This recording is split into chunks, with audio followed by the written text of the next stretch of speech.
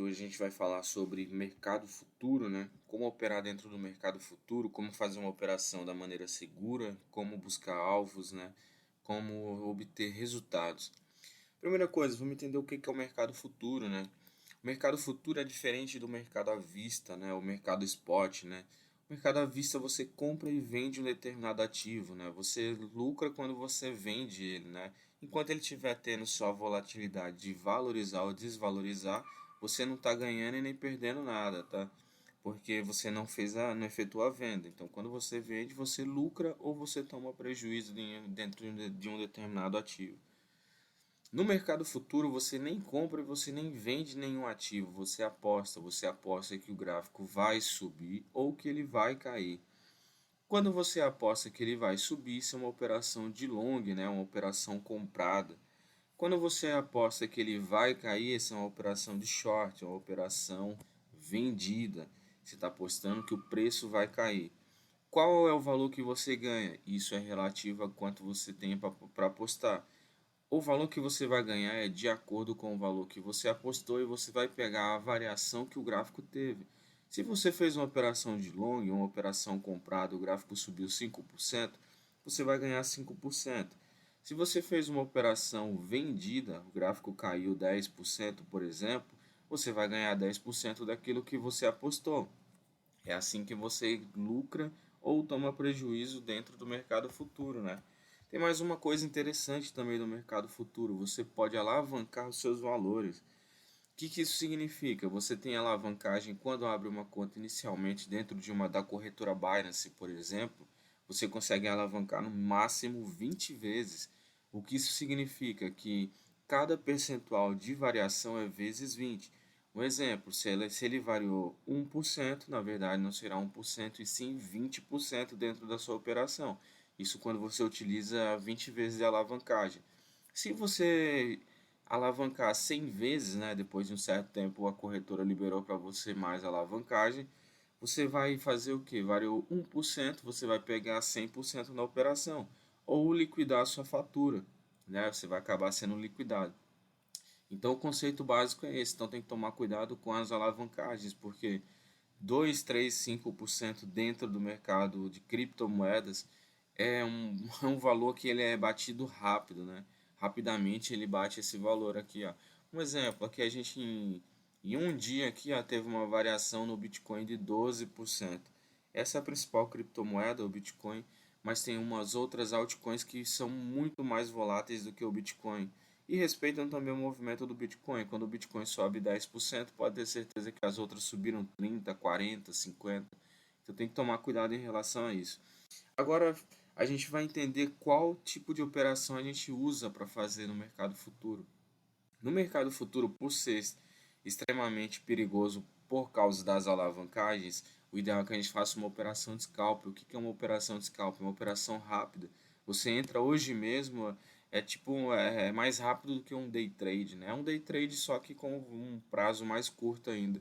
Então você entra agora numa determinada moeda e daqui, por exemplo, 15, 5 minutos você já encerrou sua operação, ou você está alavancado pelo risco da volatilidade ser grande. Assim como você pode ganhar dinheiro, você também pode perder dinheiro fácil, tá? Então vamos lá. Qual o tipo de gráfico para operar? É melhor operar dentro do gráfico, no caso do Bitcoin, do gráfico diário, por ela ser uma criptomoeda já consolidada, né? Por ela ser uma criptomoeda consolidada, a gente vai trabalhar dentro do gráfico diário. Primeira coisa que a gente tem que enxergar, tendências. Para quem não sabe o que é tendência, vídeo no canal, link na descrição aí de análise técnica. Assistam todos eles, vai te ajudar a você pegar uma operação, assim como a gente conseguiu essa daqui. Tudo que eu estou utilizando aqui está lá dentro daqueles vídeos de análise técnica, tá? Primeira coisa, identificar a tendência, né? A gente vê aqui dentro do diário que ele está numa tendência de baixa e está passando por um movimento de correção. Feito isso, a gente identificou a tendência, a gente vai traçar uma resistência e suporte. Olha que interessante essa resistência aqui, ó. Aqui o preço travou também. E aqui tem uma média móvel de 20. Médias móveis, elas tendem a ser níveis dinâmicos de suporte ou resistência. Quando a média de 20 está acima do gráfico, né, os candles estão abaixo da média de 20, sinaliza uma tendência de baixa. Quando ele está assim, quando os candles estão acima da média de 20, sinaliza uma tendência de alta. Quando um preço desvia muito da média de 20, ele tende a voltar nela, né? Tende a voltar nela e fazer um teste. Pode ser que rompa ou não. Pode ser que rompa acima, né? Como a gente viu aqui nesse caso, onde ele armou um pivô aqui para alta e rompeu a média de 20. E pode ser que ele rompa para baixo, como a gente vê esse pivô de baixo aqui, ó. Então, feito isso, a gente tem que buscar os nossos alvos, né? Lembrando, a operação tem que ter ponto técnico de entrada, ponto técnico de saída e alvos, né? Você nunca entra numa operação sem saber qual que é o seu alvo mínimo que você pode lucrar na operação. Então, aqui, feito isso, a gente vai usar o que? Uma retração de Fibonacci, né? A ferramenta de retração de Fibonacci nos ajuda a ver qual que é a projeção dos alvos, né? Então, a gente tem uma projeção aqui nessa operação, ó, que ela pode vir até o 36.757, né? Até os 37 mil, porque a gente sabe que o gráfico ele tende a travar em regiões fechadas, né?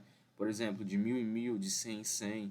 Então a gente sabe que talvez seja um alvo mais difícil de alcançar, mas é possível, tá? Então, feito isso, a gente vai fazer o que? Traçar um suporte do preço aqui, ó, mais um suporte ali, é o nosso alvo, né? Esse aqui é uma região de suporte, né?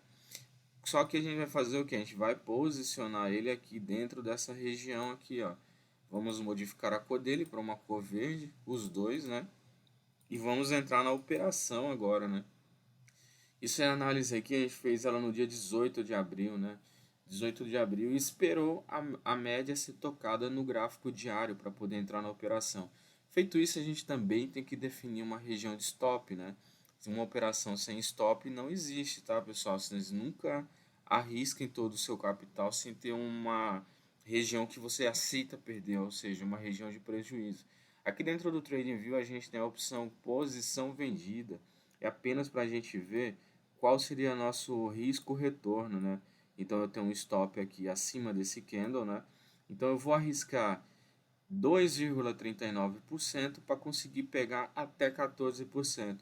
A gente sabe que buscar esse alvo de 14% não seria tão fácil, porém seria possível, tá?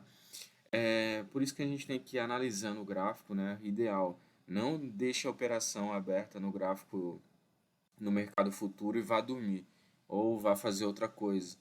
Sempre acompanhe ela, porque tudo pode mudar em questão de segundos, então você tem que proteger o seu capital, você tem que proteger o seu stop. Ficou positivo na operação, já acho que ficou positivo um valor legal, coloca o stop no ponto de entrada, porque se o gráfico mudar de direção, você é estopado sem prejuízo, tá? Então isso é importante vocês entenderem. Então, feito isso daqui, a gente teve que aguardar o gráfico chegar naquela posição. Aqui usando a função replay, né? A gente vai ver, ó, passou 3 dias. 3 dias o gráfico veio e tocou na média, né? Tocou no nosso ponto de entrada e passou até um pouco dele, né? Lembrando, é quase que impossível você pegar sempre as variações entre máximas e mínimas de uma operação. Então ele fez o que? Ele passou daqui, deu um toque na nossa região lá, né? Lembrando que a média móvel de 20 é uma média móvel, né? Assim como qualquer uma outra. O que significa uma média móvel? Significa que conforme o gráfico vai andando, ela também vai modificando, tá? Por isso que vocês veem aqui que a média móvel de 20 estava em um outro ponto nesse dia aqui, tá? Então o que que aconteceu? A gente foi lá, entrou na operação aqui, só que o gráfico ficou um pouco lateral, ficou difícil, né? Então foi melhor encerrar a operação pelo menos com 100% de lucro no bolso e achar um novo ponto de entrada, né? Para isso a gente vai seguir os mesmos indicadores, né? RSI, volume e médias móveis com resistência, suporte e retração de Fibonacci. É assim que vocês fazem uma operação no mercado futuro. Primeira coisa, identifique uma tendência, achem uma posição de alavancagem, né? Desculpe até não ter falado aqui para vocês, pessoal. Para essa operação, eu utilizei 20 vezes de alavancagem, né? Então a nossa variação aqui, ó, a gente não conseguiu pegar os 7%, a gente pegou um pouquinho mais do que 5%. Foi 5 vezes 20, deu mais de 100% na operação, porque 5 vezes 20 vai dar 100%, entendeu? Então a gente tinha um risco retorno de 2,39, né? Vezes 20 a gente tinha aí praticamente quase 50% de perca para buscar 100% no mínimo, né? E a gente conseguiu pegar esse alvo mínimo e encerrou a operação, tá? Então vamos ver aqui, o gráfico ainda continua andando, ó. No atual momento o gráfico está nessa região. O que que faz agora? A gente está vendo que tem uma outra média branca que é uma média de 8. Então o gráfico ele tende a buscar também essa média de 8, tá? Essa média de 8 o gráfico respeita mais próximo a ela, tá?